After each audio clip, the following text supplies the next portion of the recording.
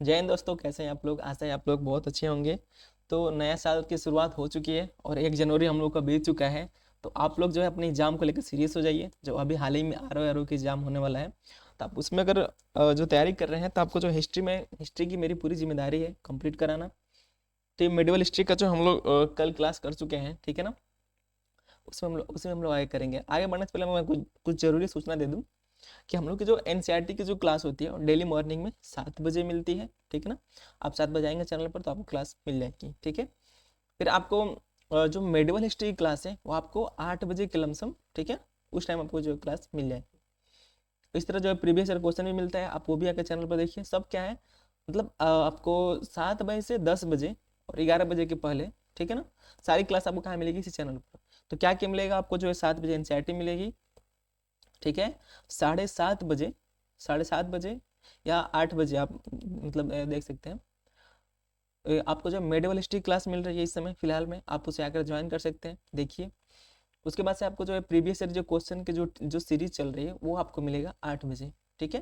फिर आपको एक जो है पुलिस की भी जो है जो यूपी पुलिस जो कांस्टेबल का जो एग्जाम होने वाला है, उसके लिए जो प्रीवियस ईयर क्वेश्चन के जो प्रीवियस ईयर जो क्वेश्चन होते हैं, जो उसका जो एनालिसिस है ना, वो आपको कब मिलेगा, तो वो आपको जो है 9 बजे मिल जाएगा, ठीक है। तो सारे जो है आपको इस चैनल पर प्रोवाइड हो जाएंगे, आप जाकर देखिए। और जितने भी हो सके आप उन बच्चों को शेयर करिए जहाँ पर जो इसकी ज़रूरत है, जो प्रीवियस ईयर क्वेश्चन से परेशान होते हैं और एग्जाम में जो है टाइमिंग के लेकर जो है बहुत प्रॉब्लम होते हैं। और बाकी आपके पास अगर कोई डाउट है एग्जाम से रिलेटेड तो आप बिल्कुल पूछें, कोई भी डाउट हो तो किसी भी एग्जाम से मैं आपके साथ हूँ, ठीक है। तो ये सारी हम लोग की क्लासें हैं। बाकी हम लोग जो है हिस्ट्री क्लास कर रहे हैं, हिस्ट्री में हम लोग की एंशियंट हिस्ट्री हो चुकी है और इसमें से मेडिवल हिस्ट्री खत्म हो जाएगा। अभी हम लोग सल्तनत काल पढ़ रहे हैं। सल्तनत काल के बाद जो है हम लोग को मुगल काल पढ़ना है। मुगल काल पढ़ते ही मेडिवल खत्म हो जाएगा, ठीक है। तो हम लोग स्टार्ट करते हैं, ठीक है। मैं बता दूं कि हम लोग जो है जो कल स्टार्ट कर रहे थे, स्टार्ट कहाँ से किए थे हम लोग, तो गुलाम वंश तक, ठीक है। गुलाम वंश को जो हम लोग स्टार्ट किए थे, तो गुलाम वंश में हम लोगों ने देखा कि कैसे जो है मोहम्मद गौरी के जाने के बाद गुलाम वंश का जो है शासन जो है स्टार्ट होता है। तो शासन स्टार्ट होता है तो सबसे इसका जो प्रारंभ करने वाला शासक कौन था, तो कुतुबुद्दीन ऐबक, आप जानते हैं ये गुलाम वंश का था, ठीक है। गुलाम वंश होने के कारण इसे सुल्तान नहीं माना गया। फिर इसके बाद जो है कुतुबुद्दीन ऐबक के बाद गद्दी पर कौन बैठता है, इसका जो पुत्र है आराम शाह, यह बैठता है। लेकिन इसे जो है सत्ता में नहीं आने दिया गया, ठीक है, क्योंकि ये जो है एक तरह से अयोग्य था। इसको मैंने कल की क्लास में पूरी तरह समझाया है, आप वहां से देख लेंगे। और फिर क्या होता है, आराम शाह के बाद जो है, आराम शाह के बाद इल्तुतमिश को गद्दी पर बैठा जाता है। तो इल्तुतमिश कौन है, तो इल्तुतमिश भी जो है एक गुलाम होता है, ठीक है, जिसे कौन खरीदता है, कुतुबुद्दीन ऐबक खरीदता है। और उसी कुतुबुद्दीन ऐबक की पुत्री से इस गुलाम का विवाह होता है। तो यानी इल्तुतमिश जो है क्या है, तो इल्तुतमिश जो है कुतुबुद्दीन ऐबक का दामाद है, ठीक है। तो इल्तुतमिश फिर अपना जो है शासन स्टार्ट करता है। फिर हम लोग को इल्तुतमिश के बारे में भी हम लोगों ने देखा कि क्या क्या कहानी रही है। इसका टाइम पीरियड 1210 तक है। कल मैंने सब चीज़ बता दिया है, ठीक है। फिर दोहराने की जरूरत नहीं है आपको। क्या करेंगे, अगर नहीं देखे होंगे जाके कल वाला वीडियो जरूर देख लें। तो इल्तुतमिश क्या करता है, इसका जो शासनकाल होता है 1210 से 1236 तक। इल्तुतमिश की कहानी यह है कि उस जो है एक तुर्कान चहलगानी नाम का जो एक मतलब गठन करता है, एक संगठन बनाता है, जिसमें क्या है 40 लोग होते हैं, 40 सरदार होते हैं, ठीक है, जो कहाँ हेल्प करते हैं, तो इल्तुतमिश के प्रशासनिक कार्यों में। फिर इसके बाद आपको पता है कि इल्तुतमिश जो है ग्वालियर अभियान पर जाता है और उसके आने के बाद इसकी मृत्यु हो जाता है। लेकिन जब ग्वालियर अभियान से जब आ रहा होता है, तो इसके बाद अपने जो है उत्तराधिकार जो है, ठीक है, यानी वंशानुगत स्टार्ट करने वाला। इसके पहले वंश वाला सिस्टम नहीं था, ठीक है। तो वंशानुगत जो है सत्ता किसके हाथ में दिया, अपने पुत्री के हाथ में। उसका नाम क्या था, रजिया, ठीक है। तो रजिया को हम लोग जो है नेक्स्ट लेक्चर में पढ़ेंगे। परंतु इसमें सबसे इंपॉर्टेंट क्या बात है कि इसमें जो है एकता की बात कही गई है, एकता और इक्तेदार, ठीक। ये सारी चीज़ आप लोग ने देख लिया है कल। जो सुल्तान जो गढ़ी का किला है ना, वो जो है आप इसे जाकर जरूर देख लेंगे, ठीक है। तो हम लोग मेन पॉइंट पर चलते हैं, जहाँ पर हम लोग कल से जो है छोड़े थे उस टॉपिक को, वहाँ से कंप्लीट करेंगे, ठीक है। एकता व्यवस्था। अब क्या होता है एकता व्यवस्था, मैं आपको बता दूं कि एकता व्यवस्था आपको शॉर्ट में बता देता हूँ, फिर उसके बाद आपको समझा देते हैं कि धीरे धीरे क्या होने लगा। एकता मतलब क्या है, एकता जो है एक तरह से आप इसे अधिकारी मान सकते हैं।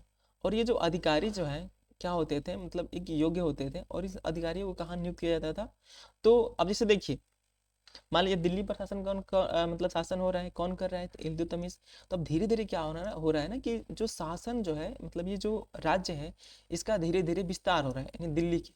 जब दिल्ली का विस्तार होगा तो मान लीजिए ये जो सबसे बड़ा जो ये दिल्ली है, ठीक है, इसे हम लोग दिल्ली मान लेते हैं। तो दिल्ली के केंद्र में यहाँ कौन बैठा है? इल्तुतमिश बैठा है। लेकिन मान लीजिए यहाँ का जो है, अगर राजस्व वसूली करना है इसको, तो किसको देगा, कैसे करेगा? ये बार बार ये उठ कर यहाँ पर नहीं ना आएगा।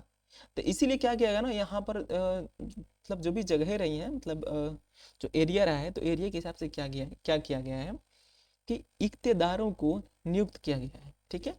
जैसे यहाँ पर नियुक्त किया गया है, एक इक्तेदार नियुक्त किया गया है, यहाँ पर किया गया है, यहाँ पर किया गया है। आप आज के मुख्यमंत्री से मान सकते हैं, ठीक है। तो ये इक्तेदार नियुक्त हो गए। अब ये करते क्या है, इन इक्तेदारों का कार्य क्या है, समझ गए आप लोग इक्तेदार क्या होता है? इन इक्तेदारों का कार्य यह है कि ये जो इसका जो क्षेत्र होगा, मान लीजिए कोई वाराणसी का इक्तेदार है, तो क्या करेगा, वाराणसी के जो है जो रेवेन्यू होगी उसको क्या करेगा, वो यहाँ से वसूल कर फिर इल्तुतमिश जो मेन राजा है, जो सुल्तान है, उसके पास भेजेगा। यानी यहाँ से इक्तेदारों की शुरुआत हो जाती है। इसके पहले भी हुई थी, लेकिन संगठन रूप से जो इक्तेदारों की शुरुआत होती है वो कौन करता है? तो यही इल्तुतमिश करता है। आप इसे याद रखेंगे, एग्जाम में बहुत बार पूछा जाता है, ठीक है। और ये काफ़ी टफ भी है समझने में। तो आप इतना आशा है समझ गए होंगे, बाकी हम आगे पढ़ाएंगे तो आपको समझाएंगे, ठीक है। बाकी अगर आपको कोई भी डाउट हो तो प्लीज़ पूछिए, कमेंट करिए, ठीक है। इस चैनल के माध्यम से आपको जो है भरपूर सहायता मिलेगा हमारी ओर से, ठीक है। तो हम लोग स्टार्ट करते हैं। एकता का अर्थ है धन के स्थान पर तनख्वाह के रूप में भूमि प्रदान करना। यानी किसी को एकता दिया जा रहा है, एकता। तो एकता में क्या है, जैसे मान लीजिए कोई अधिकारी है, आप मान लीजिए कहीं के आईएएस अधिकारी बन गए हैं, ठीक है, कहीं के डीएम है, तो आपको क्या मिलता है कि सैलरी मिलती है, ठीक है। मान लीजिए कहीं आप मान लीजिए कहीं टीचर है, तो आपको क्या होता है कि आप मान लीजिए टीचर के अधिकारी हैं, बेसिक शिक्षा अधिकारी मान लीजिए, तो आपको सैलरी दी जाएगी, तो किस में दी जाएगी? आज पैसे के रूप में दी जाती है ना। लेकिन इस समय क्या हुआ कि पैसे के रूप में न दी जाती थी, बल्कि क्या किया जाता था, ठीक है, इनको क्या जाता मतलब जो है भूमि प्रदान की जाती थी, ठीक है, एकता देना। यानी इक्तेदारों को एकता देना, यानी इनको क्या किया जाएगा, जो ए नाम के जो अधिकारी हैं, जो भारत के बेसिक शिक्षा अधिकारी हैं, ठीक है, इनको जो है इतनी भूमि दी जाएगी, ठीक है। अब ये भूमि के क्या करेंगे, ये भूमि से जो है रेवेन्यू इकट्ठा करेंगे, और इस रेवेन्यू में क्या करेंगे, ये अपना खर्च निकाल करके अपना खर्च निकालेंगे, अपने सैनिक का खर्च निकालेंगे, और जो इसके बाद जो बच जाएगा, ये पैसा उठाकर किसको देंगे? सुल्तान को। तो सुल्तान कौन है? इल्तुतमिश है। तो आप इसे समझ गए होंगे, ठीक है। समझ में आ रहा है? प्लीज कमेंट करके बताइएगा। एकता का अर्थ है धन के स्थान पर तनख्वाह के रूप में, सैलरी के रूप में भूमि प्रदान करना। दिल्ली सल्तनत नए राज्यों का विस्तार हो रहा था, आपको पता है, धीरे धीरे दिल्ली सल्तनत इतना बड़ा हो गया कि इस पर अकेले शासन करना संभव नहीं था। निश्चित ही अगर साम्राज्य बहुत बड़ा हो गया है तो आप अकेले शासन कैसे कर सकते हैं? आप ही सोचिए कि मान लीजिए हम लोग का भारत बहुत बड़ा देश है, ठीक है, इस भारत के देश में अब कोई दिल्ली में बैठ कर शासन कर रहा है, और कल्पना करिए कि हमारे देश में जो मुख्यमंत्री का जो चुनाव होता है, ये मुख्यमंत्री चयन नहीं किए गए, ये मुख्यमंत्री का चुनाव नहीं हुआ, तो क्या करेगा? ये जो यहाँ का जो दिल्ली में बैठा हुआ पीएम है, वो कहाँ कहाँ की जो है सेना को संभालेगा? यहाँ संभालेगा, यहाँ संभालेगा, कहाँ कहाँ का। लेकिन मान लीजिए यहाँ पर नियुक्त कर दिया गया यूपी का मुख्यमंत्री, यहाँ पर पंजाब के, सिक्किम के, यहाँ पर गुजरात के, यहाँ पर महाराष्ट्र के, तो ये लोग क्या करेंगे? अपने एरिया का रेवेन्यू वसूलेंगे, वहाँ के प्रशासनिक कार्यों को देखेंगे, जो यहाँ पर अत्याचार होगा उसको देखेंगे, और जो प्रशासनिक जो संगठनिक जो ढांचा होता है उसको देखेंगे। समझ रहे हैं? तो यही हुआ कि जब बड़ी हो जाती है, जब दिल्ली का विस्तार होने लगता है, तो क्या होता है कि इल्तुतमिश क्या करता है, इसको समझ में आता है कि क्या करना चाहिए, कुछ ऐसे अधिकारियों की नियुक्ति करनी चाहिए जो एक विशेष क्षेत्र की क्या करें, रेवेन्यू वसूले, और वहाँ के जो है प्रशासनिक ढांचा को संभालें, ठीक है। अतः इल्तुतमिश ने दिल्ली से साम्राज्य को, यानी दिल्ली के जो साम्राज्य को क्या किया, छोटे छोटे क्षेत्र में विभक्त कर देता है। इन भागों को ही एकता कहा गया है, तथा इन क्षेत्रों पर जो शासन करने वाले जो अधिकारी होते थे उन्हें क्या कहा गया है? तो इक्तेदार कहा गया है। तो आप इसे समझ लेंगे, क्योंकि इक्तेदार एग्जाम में पूछा जाता है। ये पीसीएस यूपीएससी लेवल का जो है एक कंटेंट है, आप इसे जरूर देखें, ठीक है, ठीक है। एकता व्यवस्था, यहाँ पर एकता नहीं होगा, एकता व्यवस्था होगा। एकता व्यवस्था की शुरुआत भारत से बाहर, यानी जो भारत से, जो आज का जो ईरान है, उस क्षेत्र तथा पश्चिमी एशिया में हो चुकी थी। पहले क्या हुआ था, एकता की अगर पूछे कि सबसे पहले शुरुआत कहाँ हुई थी, तो आप बताएंगे कि फारस में हुई थी। भारत में मोहम्मद गौरी द्वारा कुतुबुद्दीन ऐबक को हांसी जो हरियाणा आज का है उसका जो क्षेत्र जो है एकता के रूप में ही दिया गया था, याद रखेंगे आप लोग। पहला एकता था मतलब सबसे पहला एकता कौन था, तो जो है कुतुबुद्दीन ऐबक को जो मिला, हरियाणा जो आज का हम लोग का जो राज्य है वह मिला था किसको, कुतुबुद्दीन ऐबक को। दिया कौन था, तो मोहम्मद गौरी ने। लेकिन प्रशासनिक रूप से मतलब एक सांगठनिक रूप से एकता की स्थापना कौन करता है, तो इल्तुतमिश करता है। ठीक है, अब एकता प्रणाली की आवश्यकता के ऊपर इसे भी हम लोग देख लेंगे। एकता प्रणाली की शुरुआत आरंभिक तुर्क जो है तुर्की सुल्ताने की आवश्यकता से हुई। राजधानी से दूर स्थित सल्तनत के वे क्षेत्र जिनसे राजस्व वसूली से मतलब जो राजस्व वसूली है वो आसानी से ना हो, सुल्तान द्वारा एकता जो है एकता रूप में दी जाने लगी। यह एकताएं सुल्तान की प्रशासनिक और सैनिक सेवा करने में जो है मतलब करने के जो है बदले में प्रदान किए जाते थे। समझिए एकता व्यवस्था की शुरुआत क्यों हुई। मैंने अभी आपको बताया कि मान लीजिए जो दिल्ली क्षेत्र है वो दिल्ली लोगों का सब राज्य हो गया, तो यहाँ पर जो शासक बैठा हुआ है, अब धीरे धीरे इसका क्या हो रहा है, इसका भी विस्तार हो रहा है। जब विस्तार होता जाएगा, बड़ा होता जाएगा ये, ठीक है, जब ये बड़ा होता जाएगा, ये जो साम्राज्य बड़ा होगा, तो यहाँ के जो है रेवेन्यू वसूलना, यहाँ का वसूलना थोड़ा सा मुश्किल कार्य है। आपको भी समझ में आ रहा होगा कि इतने बड़े बड़े रेवेन्यू कैसे वसूलेगा कोई। तो इसी के लिए क्या किया गया, तो एकता की जो है व्यवस्था की गई और इसको जो है छोटे छोटे क्षेत्र में दिल्ली को बांट दिया गया और प्रत्येक छोटे क्षेत्र को क्या किया गया, तो वहाँ पर एक प्रशासनिक अधिकारी नियुक्त किया गया, उसी को ही इख्तिदार कहते हैं। और वो क्या करता था, तो वो जो है वहाँ की जनता को सैनिक सेवा और प्रशासनिक सेवा प्रदान करता था। ठीक है, आप समझ लीजिए इसको। एक सेकेंड,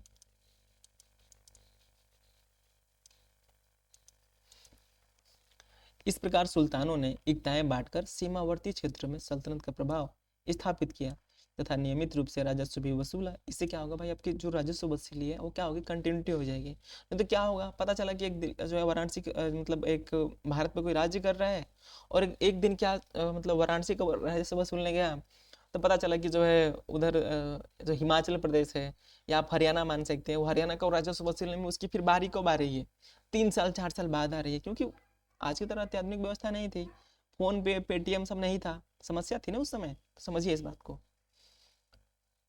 ठीक है, दूसरी तरफ जो अधिकारी को अपने अधीन एक क्षेत्र भी मिल गया, अधिकारी जो लोग हैं इनको एक क्षेत्र भी मिल गया जिसमें अपनी योग्यता के अनुसार वह राजस्व प्राप्त कर सकता था। इल्तुतमिश ने गंगा यमुना जो दोआब में, दोआब क्षेत्र आपको मैं बता दूं कि जो किसी भी नदी का जो दोआब क्षेत्र होता है, खासकर गंगा का, ठीक है, तो जो दोआब क्षेत्र होते हैं इसमें क्या होता है कि फसल बहुत ज़्यादा होती है, उपज बहुत ज़्यादा होता है, यानी जो मैदानी भाग होता है, ठीक है, तो मैदानी भागों में क्या होता है, तो फसल बहुत ज़्यादा होगा तो वहाँ से रेवेन्यू भी बहुत अधिक आएगी। ठीक है ना, हिंदू समुदाय, आपको पता है कि सम्राट अशोक ने भी रेवेन्यू लगाया था, आप याद रखेंगे, वो उसे टैक्स बोला जाता है। ठीक है, वो भी रेवेन्यू वसूला है, ऐसा नहीं कि कोई नहीं वसूला है, सब वसूले हैं। आज की सरकार भी वसूलती है, टैक्स वसूलती है ना, आपको पता होगा। तो गंगा यमुना दोआब में हिंदू जमींदारों की शक्ति को तोड़ के इन लोगों ने क्या किया कि शमसी तुर्की को 2000 एकता में बांट दी। यानी पहले क्या था यहाँ पर, अब धीरे धीरे जो हिंदू जमींदार हुआ करते थे इनको हटा दिया गया। ठीक है, और इसके बाद किसकी व्यवस्था की गई, तुर्की की, क्योंकि वो जो है इल्तुतमिश किससे बिलोंग करता था, तो तुर्क से ही, याद रखेंगे आप लोग। अब देखिए एकता क्या है ना, एकता में भी प्रकार है, 2 एकता होती थी। एक होती है बड़ी एकता, बड़ी एकता में कौन होते हैं, तो ऐसे क्षेत्र जो है महत्वपूर्ण अमीरों, ठीक है, वो अधिकारियों को दिए जाते थे। यह इक्तेदार एकता भूमि में राजस्व वसूली के साथ साथ सैनिक और प्रशासनिक कर्तव्य भी करते थे। यानी एक होती थी बड़ी एकता, एक होती थी छोटी, मतलब एक होती थी छोटी एकता। तो छोटी एकता में और बड़ी एकता में अंतर क्या है, तो बड़ी एकता होती थी ना, तो ये ऐसे क्षेत्र हैं जो महत्वपूर्ण होते थे। ठीक है, और इसमें क्या होता था, एक अमीर वर्ग, जैसे उमरा वर्ग सुन रहे हैं ना, जैसे कि जो राजा का जो रिलेटिव है, ठीक है, मैंने आपको कल बताया था, आप उसमें देख लेंगे, तो जो उसका रिलेटिव उसको दिया जाता था। यानी बड़ी बड़ी एकताएं किसको दी जाएंगी, जिस पर राजा का विश्वास होगा, क्योंकि बड़ा पावर किसको दे सकते हैं, जिस पर जो है जिसकी योग्यताएं हो, बड़ा बड़ा अधिकारी हो, जो रियल में बड़ा हो, या हो सकता है कि राजा का क्या हो, रिश्तेदार हो, तो उसी को देगा ना, वही बात है। इक्तदार एकता की भूमि में क्या करते थे ये लोग, तो प्रशासनिक कार्य भी करते थे और सैनिक कार्य भी करते थे और प्रशासनिक कार्य भी। ठीक है, अब हम लोग देखते हैं छोटी एकता। छोटी एकता क्या है, यह सामान्यतः वेतन के रूप में सैनिकों को प्रदान की जाती थी। इनसे संबंधित इक्तेदार केवल जो है राजस्व वसूली करते थे। आप याद रखेंगे, जो छोटी जो इकाइयां होती थी, जो छोटा क्षेत्र होता था, उससे क्या करेगा, वहां का जो इक्तेदार होगा केवल केवल क्या करेगा, राजस्व वसूली करेगा। आप याद रखेंगे, इक्तेदार के कार्य जो है लगान वसूल करना, सैनिक व्यवस्था करना, शांति स्थापित करना, अपने एकता में प्रशासनिक व सैनिक कार्यों को पूरा करता था। समझ रहे हैं? एकता से प्राप्त राजस्व में से अपने वेतन तथा प्रशासनिक व सैनिक खर्च निकालकर शेष रकम किसको देना होता था, तो सुल्तान को जमा, मतलब सुल्तान के राजकोष में जमा करना होता था। इस शेष रकम को फवाजिल कहते हैं। यानी जो, जैसे मान लीजिए कोई इक्तेदार है, मान लीजिए कोई वाराणसी का इक्तेदार है, या मान लीजिए कोई इलाहाबाद का इक्तेदार है, यानी वहाँ का अधिकारी है, मान लीजिए कोई, ठीक है, तो क्या करेगा कि जब इलाहाबाद का जब वो शांति व्यवस्था बनाएगा, वहाँ की जो सैनिक व्यवस्था बनाएगा, यहाँ पर जो अपनी जो है सैनिकों की जो सैलरी देगा, तो सैलरी देने के बाद, राज्य का खर्च उठाने के बाद जो रेवेन्यू बच जाता है उसे क्या करता है, तो वो जो है केंद्र के, जैसे आज मतलब मान लीजिए ना स्टेट है और केंद्र है, उसी तरह आप लिंक करेंगे, याद रखेंगे। तो यहाँ से क्या करता है, अपना रेवेन्यू उठाकर जो बच जाता है उसे सरकार को देता है। किसको? केंद्र को। केंद्र को होना उस समय इल्तुतमिश जो दिल्ली में बैठा है, ठीक है। और जो शेष रकम जो बच जाती थी उसको क्या कहा गया है, उसी को फवाजिल कहा गया है। तो ये शब्द आप याद रखेंगे। इक्तेदार अपने एकता में सुल्तान के नाम से शासन करता था। यानी जो इक्तेदार है वो ऐसा नहीं कहेगा कि मैं जो है खुद शासन कर रहा हूँ, और अपना स्वतंत्र पार्टी नहीं बनाएगा, स्वतंत्र अपना सिस्टम नहीं बनाएगा। वो यही बताएगा कि मैं क्या हूँ, राजा के द्वारा जो है मैं नियुक्त हुआ हूँ, ठीक है, क्योंकि वो प्रशासनिक अधिकारी है। किसके द्वारा नियुक्त किया गया, तो राजा के द्वारा। तो सुल्तान के नाम से ही शासन करता था। इसका पद वंशानुगत नहीं था। आप इस बात को गांठ बांध लें कि इसका जो है इक्तेदार का पद क्या है, तो वंशानुगत नहीं है, ठीक है। यानी कि उसका बेटा बनेगा, वो राजा नियुक्त करेगा जिसको नियुक्त करना चाहे। इक्तेदार को सिक्के चलाने का भी अधिकार नहीं था। इसे आप याद रखेंगे। जो इक्तेदार होते थे ये नहीं कि अपने स्टेट में, जैसे मान लीजिए कोई इलाहाबाद का इक्तेदार है, तो ये नहीं करेगा कि इलाहाबाद में अपने सिक्के चलाने लगे, ठीक है। वो किसके सिक्के चलाएगा, तो केंद्र के सिक्के चलाएगा, जो राजा का जो सिक्का है, ठीक है, जो सुल्तान का है। सुल्तान कौन है, तो इल्तुतमिश। याद रखेंगे आप लोग। यही क्या होता है कि हम लोग आगे पढ़ेंगे तो उसमें पढ़ेंगे हम लोग कि यही जो इक्तेदार हैं क्या होते हैं, स्वतंत्र हो जाते हैं, और ये लोग क्या करते हैं, अपने नाम के सिक्के जारी करेंगे। आप आगे पढ़ेंगे तो वहां भी मैं बताऊंगा, ठीक है ना। फिर क्या होता है, जैसे मान लीजिए इक्तेदार है ना, कुछ समय बाद क्या देखने को मिलेगा कि ये जो इक्तेदार हैं, जो प्रशासनिक अधिकारी है, रेवेन्यू वसूलते वसूलते इतने आगे बढ़ गए हैं, इतना इनके पास रेवेन्यू हो गया है, पैसा हो गया है, ये किसी से डरते नहीं थे ये लोग। यही जो यहाँ पर एक बात जो कही गई है कि जो है ये लोग सैनिक नहीं रख सकते हैं, ये लोग सैनिक भी रखते हैं और अपना रेवेन्यू भी वसूलते हैं और अपने नाम के सिक्के भी चलवाते हैं। फिर यही क्या होते हैं, मतलब राजा से लड़ाई हो जाएगी, फिर ये लोग बंटवारा हो जाएगी, आगे हम लोग देखने को मिलेगा। तो आप यहाँ से जरूर लिंक करेंगे, याद रखेंगे इसको। इक्तेदार का पद हस्तांतरणीय होता था, ठीक है। समय पर एक सुल्तान जो है इक्तेदार का स्थानांतरण करता था। यानी जो इक्तेदार होते थे उनको क्या करेगा, तो राजा जो होता था, सुल्तान होता था, उसको ट्रांसफर करता रहता था। यानी उसको मान लीजिए कोई इलाहाबाद का ट्रांसफर जो है, जो इक्तेदार है वहाँ का जो प्रशासनिक अधिकारी है, तो उसे क्या करेगा, कभी उठाकर वहाँ से वाराणसी लेकर आएगा, कभी हरियाणा लेकर आएगा, कभी बिहार लेकर आएगा। तो इस तरह जो है यहाँ पर होता था, और राजा जो है उसके पद में हस्तांतरण कर सकता था। यानी वो स्वतंत्र पद नहीं था, ठीक है। आज भी स्थानांतरण होता है। अगर कोई राजा के विपक्ष में, कोई केंद्र के विपक्ष में अगर कोई अधिकारी बोलता है, चाहे वो आईपीएस हो, आईएएस हो, तो उसे क्या किया जाएगा, उसको जो है ट्रांसफर करा दी जाएगी, ठीक है। इस प्रकार राजपूत कालीन सामंती पद्धति में सुल्तान का अपने इक्तेदारों पर अधिक नियंत्रण था। अब क्या है ना, इसके पहले अगर आप हिस्ट्री के अगर ऑप्शनल पेपर अगर पढ़े होंगे, ठीक है, अगर ऑप्शनल की तैयारी करते होंगे तो आपको सामंती व्यवस्था बहुत अच्छे से पढ़ने को मिला होगा। नहीं तो मैंने सामंती व्यवस्था आपको पढ़ाया भी है, आप जाकर पढ़िएगा, पिछले लेक्चर में मैंने बताया है, वहाँ से आप पढ़ेंगे सामंती व्यवस्था तो आपको जो है क्लियर हो जाएगा। नहीं तो आप कहेंगे कि सामंती व्यवस्था अगर समझ में नहीं आ रही है तो उसका जो है स्वतंत्र वीडियो मैं लेकर आऊँगा और आपको सामंती व्यवस्था समझा दूंगा, ठीक है। क्योंकि सामंती व्यवस्था जो है मेनली मेंस का टॉपिक है। सामंती का मतलब मैं आपको यहाँ से समझा दूँ कि सामंती व्यवस्था क्या होती थी। तो अब कल्पना करिए, इमेज इमेज मतलब जो है, आप इमेजिन कीजिए कि क्या है, हम लोग का भारत है। तो भारत है ना, तो जैसे कि पहले क्या होते थे, तो क्षेत्रीय राजा हुआ करते थे। तो जो क्षेत्रीय राजा होते थे, इसके पहले हम लोगों ने जो देखा है, तो ये क्षेत्रीय राजा क्या करते थे ना, तो यहाँ पर एक राजा है, यहाँ पर एक राजा है, यहाँ पर एक राजा है, ठीक है, यहाँ पर एक राजा है। ये सामंती व्यवस्था कब आती है? तो गुप्तों के समय में बढ़ जाती है, क्योंकि आपको पता है कि जब से सम्राट अशोक था तो क्या था ना कि पूरे राष्ट्र को एक सूत्र में बांधा हुआ था। उसने क्या किया था, क्योंकि उसका साम्राज्य कहाँ तक था, ठीक है, तो यहाँ से लेकर पूरा भारत पर किसका राज था उस समय? अशोक का। यानी केंद्रीकृत ढांचा हम लोगों को देखने को मिलता था किसके समय? अशोक के समय में। लेकिन जब भी महान शासक रहे हैं ना, तो केंद्रीकृत ढांचा रहा है और सामंती व्यवस्था जो है, सामंती व्यवस्था खत्म हो गई है। तो मान लीजिए राजा है, ये जो अशोक है, तो ये क्या करेंगे, ये जो मेन राजा है तो यहाँ अपने अनुसार क्या करेगा, यहाँ पर जो है अपने सैनिक रखेगा, अपने जो है अनुसार यहाँ पर राजकुमार नियुक्त करेगा। लेकिन जब धीरे धीरे जब ये राजा जो है मतलब ये अशोक जब मर गया है, ठीक है, अशोक की जब मृत्यु हो गई, उसके बाद जब अयोग्य उत्तराधिकारी हैं, जब इस यहाँ पर शासन किए, तो जो ये क्षेत्रीय जो जो शासक है, ठीक है, जो यहाँ पर जो क्षेत्र पे जो शासक है, क्या किए इन लोग अपना स्वतंत्र पार्टी घोषित करते हैं, यानी अपना स्वतंत्र राज्य चलाने लगे, यानी कहने लगे कि मैं इसके अधीन नहीं रहूंगा, ठीक है। क्योंकि किसके अधीन रहते थे? अशोक के, क्योंकि अशोक क्या था? बलशाली था, शक्तिशाली था, उसके पास बहुत सारे जो है दूरदर्शिता थी। परंतु सभी जो है राजाओं में, सुल्तानों में ऐसी बातें नहीं मिली।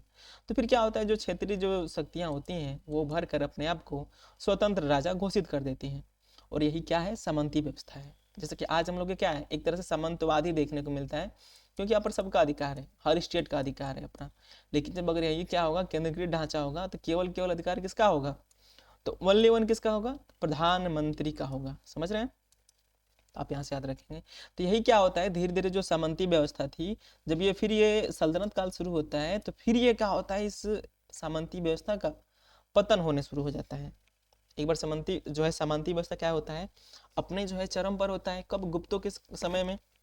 परंतु उसके बाद क्या होता है, हम लोग को देखने को मिलता है कि जब ये इस्लामिक जो कंट्री आती हैं, इस्लामिक लोग आते हैं, जिसमें हम लोग को जो देखने को मिला है जैसे कि इल्तुतमिश हो गया, तो धीरे धीरे ढांचा क्या हो गया यहाँ पर अब केंद्रीकृत होने का प्रभाव शुरू हो गया। तो यही मतलब, क्योंकि ये लोग क्या कर रहे हैं, फिर देखिए, ये लोग अपने इक्तदार नियुक्त कर रहे हैं, अपने प्रशासनिक अधिकारी नियुक्त कर रहे हैं। आगे चलकर भी विद्रोह करेंगे, लेकिन फिलहाल में भी स्टार्ट है, क्योंकि आप इसे देख सकते हैं, ठीक है, कि हम लोग 13वीं शताब्दी में इसके लगभग पढ़ रहे हैं। तो यही रही हम लोग की क्लास, यहीं तक जो है हम लोग इल्तुतमिश के बारे में पढ़ते हैं। इसके बाद से जो है हम लोग इसकी जो पुत्री है इल्तुतमिश की, इसका नाम रजिया सुल्तान है, उसको हम लोग देखेंगे, ठीक है। तो फिर आप इसे जो है इसको देख सकते हैं, इसे इसे जो है स्लेव डायनेस्टी भी कहा जाता है। स्लेव डायनेस्टी का मतलब ही होता है गुलाम वंश। इसका जो टाइम पीरियड कब से कब तक रहा है, तो 1206 से 1290 तक। तो आप यहाँ से देख सकते हैं, ठीक है। इस मैप आपको कैसे देखेंगे, तो जो ये यहाँ का जो बॉक्स बना हुआ है, जो ये गुलाबी कलर का, तो जितना ये गुलाबी कलर का है वो क्या है, तो स्लेव डायनेस्टी है। टाइम पीरियड्स का देख सकते हैं 1206 से 1290 तक, यानी उस समय जो है गुलाम वंश का शासन कहाँ से कहाँ तक रहा है, तो यहाँ से लेकर यहाँ तक आप यहाँ से देख सकते हैं, ठीक है। और यहाँ पर आप देख सकते हैं जो मेजर सिटीज हुआ करती थी उस समय, जैसे सुवर्णगिरी है, और यहाँ पर सात्य पुत्र है, हॉस्टल है, ये चीज़ आप देख सकते हैं। यहाँ पर कैपिटल सिटी यहाँ पर कौन थी उस समय, तो दिल्ली थी, ठीक है। फिर करंट जो है कंट्री बाउंड्रीज, ये जो बाउंड्रीज आपको दिख रही है ना, जो डॉट डॉट डॉट, ये क्या है, तो बाउंड्रीज है, यानी इस देश की जो है, भारत की जो बाउंड्री उस समय कहाँ तक, तो ये बाउंड्री देख सकते हैं, भारत की बाउंड्री यहाँ तक रही है उस समय। और गुलाम वंश का जो है शासन कहाँ तक रहा है, जो आज का पाकिस्तान है वो भी कहाँ था, इसी भारत में था, ठीक है। तो हम लोग का जो क्लास कंप्लीट होता है, फिर आपको जो है ये नीचे दिया हुआ है जो टाइम पीरियड है, आप इसे भी देख सकते हैं, यानी गुलाम वंश का जो टाइम पीरियड है, ठीक है। थोड़ा सा छोटा कर देता हूँ। PDF आपको जो इसी टेलीग्राम पर मिल जाएगा, आप इसका जो है लिंक आपको कहाँ मिलेगा, तो डिस्क्रिप्शन में मिल जाएगा, आप वहाँ से ज्वाइन कर सकते हैं, ठीक है। पढ़िए, मन लगा कर पढ़िए, RO के एग्जाम दीजिए। पहले तो आप हिंदी की तैयारी करिए जमकर, क्योंकि हिंदी का भी बहुत पेपर टफ नहीं है, ठीक है ना। तो आप लोग वहाँ से देखेंगे, ठीक है। आज क्लास में बस इतना ही, नेक्स्ट क्लास हम लोग जो है रजिया सुल्तान से लेंगे, ठीक है। थैंक यू, बाय बाय, पढ़ते रहिए।